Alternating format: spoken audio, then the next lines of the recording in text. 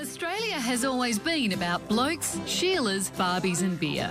Yet a real trailblazer for the way the country has become more open-minded and tolerant is the Prince of Polyester, Bob Downe.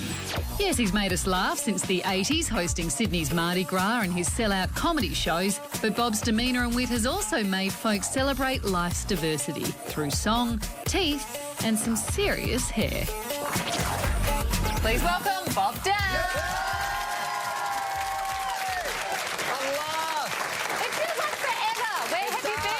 Where the hell have I been? Oh, I've been in Cape Town. I was just going to get a little bit of work done.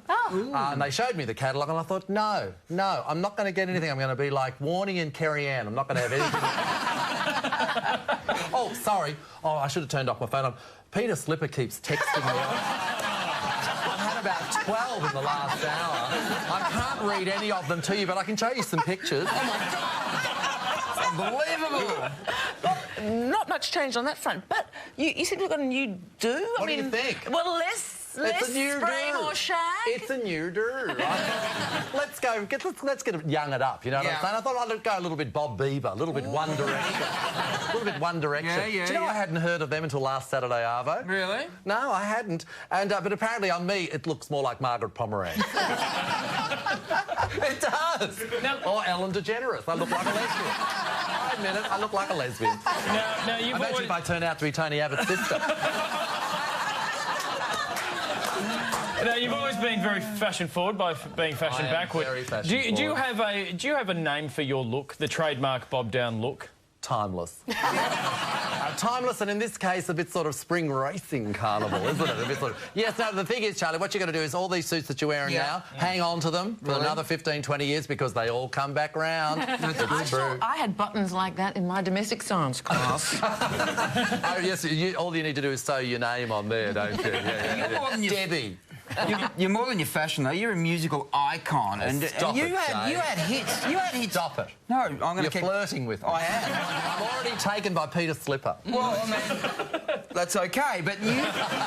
No, you had hits in the 80s. I did have hits in the 80s. What do you say to these, to Justin Bieber and maybe One Direction? All the young kids coming up in the business. How do you get the longevity? What do you do? The thing is, you have to be really kind to the kids coming up in the business, don't you? You know, you've got to be really straight with them. I always say, listen, get a plumbing or an electrician apprenticeship because there's too many of us already trying to get on the project as it is. And you're going to make a lot more money in plumbing and electrician. You are. Sorry, kids. You're back on the road at the moment with a new show, 20 Golden Greats. How's that all going? It's been incredible. I did Edinburgh. I did my 15th Edinburgh Festival. I did London. I've just done the Adelaide Fringe, named after me.